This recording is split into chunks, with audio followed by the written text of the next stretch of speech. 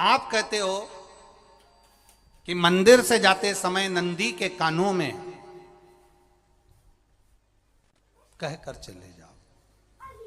बैठिए बैठिए बैठिए बैठिए। बहुत सुंदर प्रश्न है आपके, बहुत भाव से और आनंद से आपने करा, और जनमानस के कल्याण के प्रश्न है ये, केवल आपके लिए नहीं है, ये सबके लिए इतने जोरदार प्रश्न है। जो गलती भी करते होंगे तो उसको सुधार सकते। आपने कहा कि नंदी के कानों में कहना चाहिए। लोग हंसते हैं, कहते हैं बताओ वो नंदी के कानों में भगवान को कहना चाहिए।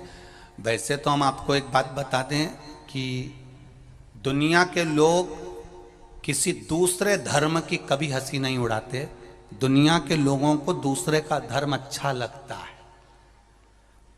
दुनिया के लोग सबसे ज्यादा हंसी उड़ाते हैं तो हमारे सनातन धर्म की ही उड़ाते हैं, और उसे खुद उड़ाते हैं, दूसरा उड़ाने वाला नहीं होता। दूर के ढोल हमें समझ में आते हैं, उसका धर्म हमें समझ में आ गया, उनके क्या है ऐसा है, आओ कुछ नहीं, उनके धर्म में ऐसा है, कितना आनंद हमें दूसरे के धर्म में लग रहा है, और हमारा सनातन धर्म हमको बुरा लगता है। हमारे सनातन धर्म हमें बुरा लगने लगा। अरे भाई, लोग कहते हैं कि नंदी के कान में कहते हो, ये कोई हमारे पुराणों में या शास्त्रों में लिखा है? भगवती बहन साहू, आपको धन्यवाद देना चाहूंगा और एक बात कहना चाहूंगा। जितनी भी शिव महापुराण के अंतर्गत चाहे उपाय जो बताए जाते हैं कि बेलपत्री ऐसे चढ़ाना, काली मिर्च ऐसे चढ़ाना, चावल ऐसे चढ़ाना, धतूरा का क्या महत्व है, शमी के पत्ते का क्या महत्व है, बेलपत्री के पत्ते का क्या महत्व है, ये जितनी भी बातें बताई जाती हैं ये सब पुराण के अंतर्गत से बताई जाती है। अब दुनिया के लोग इसको चाहे टोटका कह दें, चाहे दुनिया के लोग इसे टोना कह दें, पर पुराण से हटकर कुछ नहीं। और आप लोगों को अगर बोला है कि नंदी के कान में कहकर भगवान शंकर के मन में बात पहुंचे, तो ये क्यों कहा, तो ये भी हमारी शिव महापुराण में लिखा है, जलंधर के चरित्र में। कोई आपसे कहे कि नंदी के कान में बोलने से क्या होता है, ये जलंधर का चरित्र कह रहा है। मां पार्वती जी का हस्त कमल पकड़कर जलंधर लेकर जाने लगा।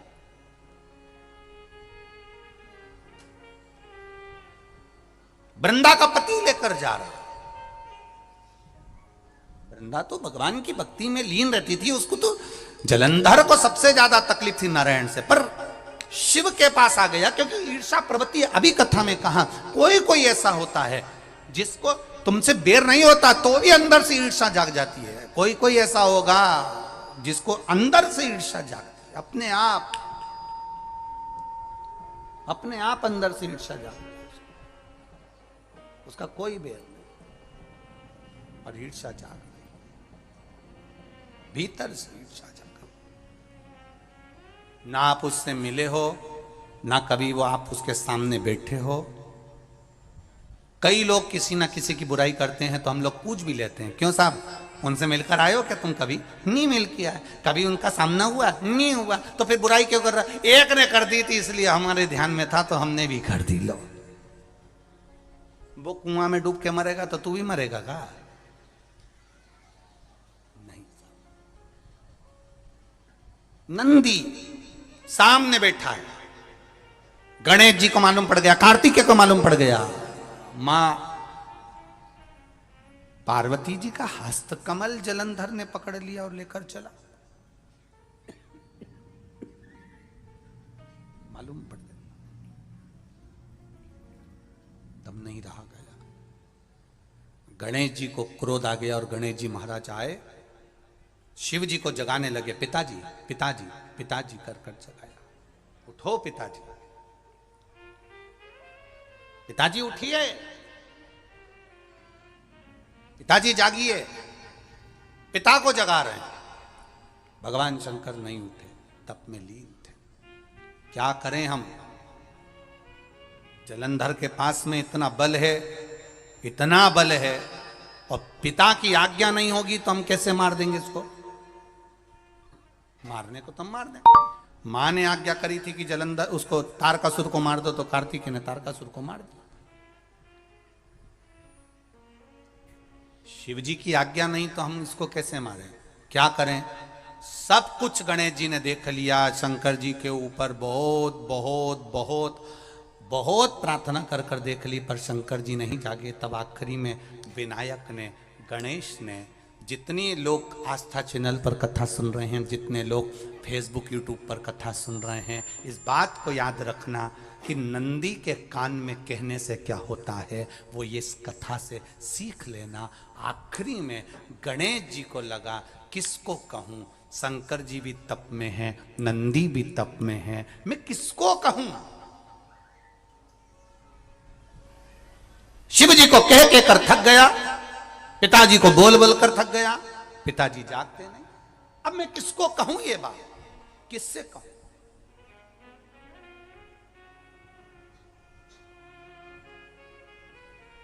विनायक गए सीधे अब नंदी के पास में। नंदी भी तप में लीन थे, शंकर जी की ओर मुख था, शंकर जी की ओर मुख था। गए और जाकर तुरंत विनायक ने नंदी के कानों में जाकर कहा, नंदीश्वर, मैया का हाथ पकड़कर जलंधर लेकर जा रहा है, पिताजी तप में लीन है, कृपा करिए ना। बस केवल नंदी के कान में कहा, गणेश जी दूर हट गए।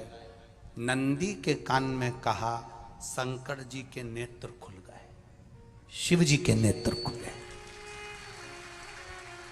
ध्यान देना जरा, इस शिव महापुराण की, आशुतोष शिव महापुराण की कथा, जो कथा यहां कही जा रही है, यह कथा पहले के चरित्रों में सुनने को नहीं मिली होगी। जरा ध्यान देना इस संवाद पर, जितने लोग आस्था चैनल पर, जितने फेसबुक यूट्यूब पर सुन रहे हैं। सनातन धर्म की हंसी उड़ाने वाले कह देते हैं नंदी के कान में कहने से क्या होता है, नंदी के सामने जाकर बोलने से क्या होता है, नंदी के पास बैठकर बोलने से क्या होता है, नंदी के पास बैठकर शंकर जी का मात्र दीदार करने से क्या होता है, दर्शन करने से क्या होता है। वो अच्छे से समझ लेना, जो लोग सनातन धर्म पर उंगलियां उठाते हैं, वो अच्छे से समझ लें इस बात को।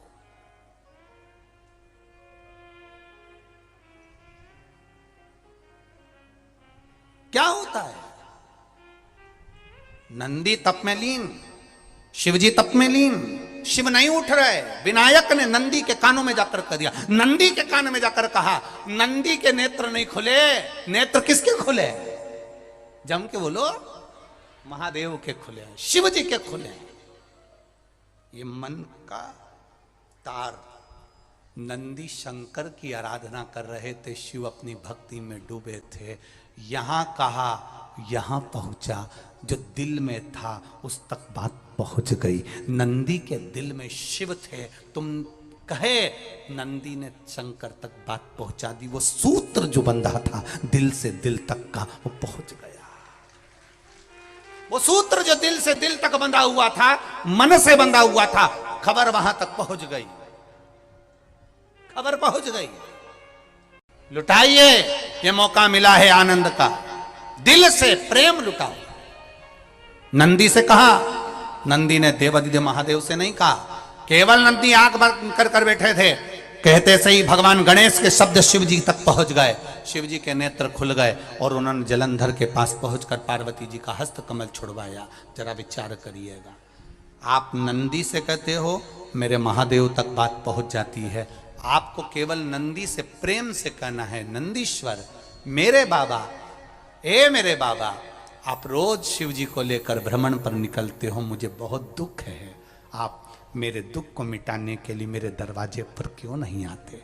नंदीश्वर से कहा, शिव जी तक बात पहुंच जाएगी, शंकर के नेत्र आपके लिए खुल जाएंगे और महादेव आपके यहां खड़ा मिलेगा, मेरा महादेव आपके पास में खड़ा मिलेगा। आशुतोष महापुराण की कथा कहती है, लोग कहते हैं नंदी को कहने से क्या होता है, ये शिव पुराण कह रही है, कहा वहां तक पहुंचा, दिल से दिल तक कंटे। हम कई बार कहे आपको, आप लोगों ने सुना होगा शिव महापुराण में कि बहुत दुख हो जिंदगी का, बहुत दुख तकलीफ, जैसे वो बहन ने लिखा, मेरे कर्जे में लदालूम हो गई, तकलीफ बढ़ गई, शरीर का रोग था, 15-20 साल हो गए, आराम नहीं, बेटे भी व्यसन में डूबने लगे, क्योंकि कर्जा बढ़ गया, टेंशन में रहेगा आदमी तो गलत संगत की ओर चला जाता। व्यसन में आदमी पड़ने लगा, केवल टेंशन के चक्कर में। और आखिरी में हुआ क्या? शिव तत्व को जाना। आपसे भी निवेदन है, जब दुख की घड़ी अपार हो, समस्या बड़ी हो, बहुत तकलीफ हो, बहुत कष्ट हो, एक लोटा जल जब महादेव को चढ़ाने के लिए जाओ, चढ़ाकर 2 क्षण मंदिर के अंदर नंदी के पास 2 क्षण बैठकर मेरे महादेव को निहारना। अपने दिल की बात उसके पास में बैठकर नहीं भी कहोगे ना, तो नंदी के पास मात्र बैठ भी गए, उस नंदीश्वर के पास मात्र बैठ गए, तो वो तुम्हारे दिल की बात समझ जाएगा। तकलीफ बढ़ गई ना, कोई बात नहीं, दवाई खाओ, डॉक्टर को दिखाओ, पर एक बार उस जल को शिव जी पर चढ़ाओ। चढ़ाकर जल लेकर जब घर जा रहे हो, 2 क्षण मेरे नंदीश्वर के पास में बैठ जाओ। नी भी कुछ कहना है मत कहो, एक बार उसके करीब में बैठकर दिल से, मन से मेरे महादेव से जो कहना चाहती हो, बस मन में भी धर लिया, तो मेरे नंदी ने सुनकर वो महादेव से कह दिया, दुनिया का सबसे ज्यादा तप करने वाला, समाधि में लगने वाला, साधना करने वाला, व्रत करने वाला, उपवास करने वाला, तप साधना में लीन होने वाला कोई है तो वो नंदीश्वर है, जो शिव जी के सामने बैठकर उनके सामने हमेशा सामने मुख कर कर तप में लीन रहे। कितने लोग हैं जो भगवान नंदी के कानों में कुछ कहकर आते हैं? बोले हो कभी? सीधे बोल देते हो क्या जाकर? नंदी के कानों में कहने का भी एक तरीका है, आप लोगों को मालूम होगा वो तरीका? नहीं मालूम? बेलपत्री की जो डंडी रहती है ना, बीच का जो भाग है, ध्यान दिए ना जरा सा, ये बीच की जो डंडी है, फिर से देखिए, बेलपत्री के 2 पत्ते और उसके पास में जो बीच की जो डंडी का भाग, पास में जो बीच की जो डंडी का भाग है, दिख रहा है आप लोगों को? ये 2 डंडी, ये बीच की 2 पत्ती और उसके बीच में जो 2 डंडी का भाग, आप लोगों को मालूम होगा वो तरीका? नहीं मालूम?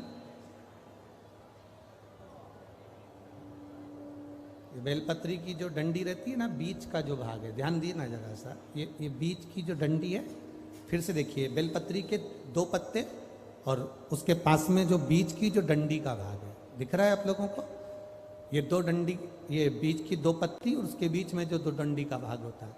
जब हम देवाधिदेव महादेव से कोई बात कहने वाले होते हैं ना, कि बाबा बहुत दुखी हूँ, बाबा बहुत तकलीफ चल रही है, बाबा मैंने एक कंपटीशन एग्ज़ाम में परीक्षा दी है, बाबा मेरे जीवन में ये तकलीफ हो रही है, बाबा, तब इस बेलपत्री की जो ये डंडी होती है, इस उंगली से, इस अंगुष्ठ से इस डंडी को पकड़ा जाता है और बाबा के कर्ण में कहने से पहले ये हाथ को नंदी के ऊपर रखकर फिर हम बाबा के नंदी के कानों में कहते हैं और चलते समय इस बेलपत्र को अशोक सुंदरी की जगह पर चढ़ाकर वापिस सजाते हैं। देव अधिदेव महादेव को पार्वती की बात मानना ही पड़ती है और वो कहना ही पड़ता है।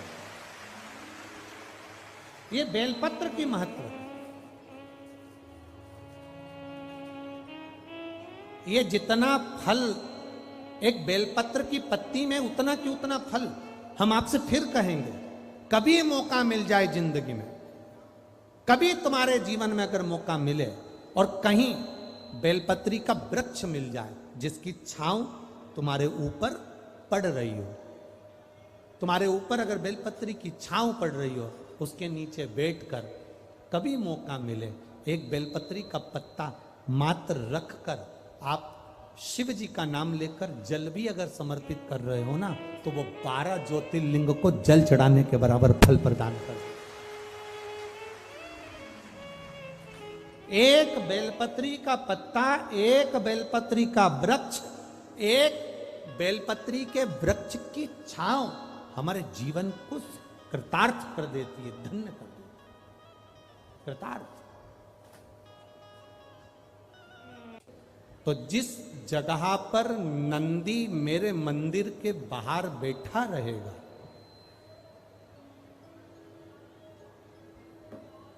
नंदी जिस जगह पर मेरे मंदिर के बाहर बैठा रहेगा, सुयशा उसके कर्णों में कर्णों के करीब में तू स्वयं विराजमान रहे। सुयशा, जब कोई नारी, जब कोई पुरुष, जब कोई बच्चा, जब कोई बुजुर्ग, जब कोई भी संसार सागर में रहने वाला मानव मेरे मंदिर में आएगा और नंदी के कान में कुछ कहकर जाएगा, तब तू उसको सुनकर माँ पार्वती से कहेगी। और पार्वती जब मेरे साथ प्रतिदिन प्रदोष काल में, प्रदोष के समय, शाम के समय भ्रमण पर जब पार्वती मेरे साथ जाएगी, तो पार्वती मैया जिसके सामने नंदी को रोक देगी, मैं उसके ऊपर कृपा करते हुआ चले जाऊंगा। ये हमारा भाव शिव महापुराण की कथा है। तो शंकर जी के मंदिर जाते हैं तो आप जब वापिस लौट कर आते हैं तो नंदी के कान में, जब हम नंदी से कुछ कहते हैं, आप लोग जब वापिस लौट कर आते होंगे तो नंदी से कहकर आते होंगे ना कुछ ना। तो जब हम नंदी से कुछ कहकर आते हैं, आपने देखा होगा कई लोग नंदी के कान में कुछ कहते हैं, फिर नंदी का जो सींग होता है उस सींग के बीच में से शिवलिंग का दर्शन करते हैं। तो नंदी को जब कोई बात कही जाती है, नंदी से जब कुछ कहा जाता है कि हमारी बात शिवजी तक पहुंचाना, तो उसमें सबसे पहला अगर नाद करा जाता है नंदी के कानों में, तो ओम का नाद करा जाता है। आप सीधे जाकर अगर कहेंगे नंदी को कि हमारी ये बात है, आप वहां तक पहुंचा देना, तो नंदी उस बात को कहे चाहे नहीं कहे, पर जब आप नंदी के कान में ओम कहने के बाद में अपने हृदय की बात कहते हैं, तो जैसे एक पत्र आपने भेजा और पत्र को तुमने लिफाफे के अंदर रख दिया, रखने के बाद में तुमने एड्रेस भी लिख दिया, समझ लेना बहुत अच्छे से। एड्रेस लिखने के बाद में तुमने अपना मोबाइल नंबर भी लिख दिया, सब कुछ कंप्लीट कर दिया। अब इस लिफाफे को तुमको भोपाल भेजना है सागर से, और तुमने ले जाकर इस लिफाफे को डाकघर के डब्बे में डाल दिया। लिफाफा जाएगा, जम के बोलिए, एड्रेस पूरा लिखा है, पीछे तुम्हारा नाम भी लिखा है, मोबाइल नंबर भी लिखा है, सब कुछ लिख दिया, पर लिफाफा जाएगा नहीं। क्यों नहीं जाएगा? क्योंकि उस पे टिकट चिपका नहीं है। 15 पैसे का, 10 पैसे का, 25 पैसे का, या 1 रुपए का, या 2 रुपए का, उस पे अगर कोई टिकट चिपका होता, फिर आप उसको डालते तो जाता कि नहीं जाता? चले जाता। ये ओम सनातन धर्म के अंतर्गत जितने भी मंत्र होते हैं, जितने ब्राह्मण मंत्र का उच्चारण करते हैं, जितने ब्राह्मण मंत्र पढ़ते हैं और मंत्र का उच्चारण करते हैं, उसमें ओम का नाद क्यों करते हैं? क्योंकि ये हमारे श्लोकों को, हमारे शब्दों को, हमारे दिल की बात को टिकट का काम कर कर परमात्मा तक पहुंचा देता है। ये ओम अक्षर, ओम शब्द, ओम नाद। कभी कभी बेलपत्र देखना, जब बेलपत्र आप समर्पित करते हैं तो ऊपर वाली जो पत्ती होती है उस पे ओम लिखते हो। कई किसी को लिखते हुए देखा होगा, चंदन से, पीले चंदन से, लाल चंदन से। सबसे मूल 3 पत्तियों में बीच वाली जो पत्ती है उस पे ओम लिख दिया, फिर इधर वाली में लिख दिया नमः, इधर वाले में लिख दिया शिवाय। कभी आपने देखा कि इधर वाली पत्ती में ओम लिखा हो, इधर में नमः लिख दिया हो, इधर में शिवाय लिख दिया हो? नहीं, लिखने वाला लिखेगा, क्योंकि जो विद्वान होता है, चतुर होता है, जिसमें विद्वत्ता होती है, वो सबसे ऊपर वाली पत्ती में ही ओम लिखेगा, क्योंकि उसको मालूम है ये ब्रह्मा है, ये विष्णु है और ऊपर शिव है। इन दोनों का समावेश ओम में है, इसलिए वो सबसे पहली पत्ती में ओम ही लिखता है।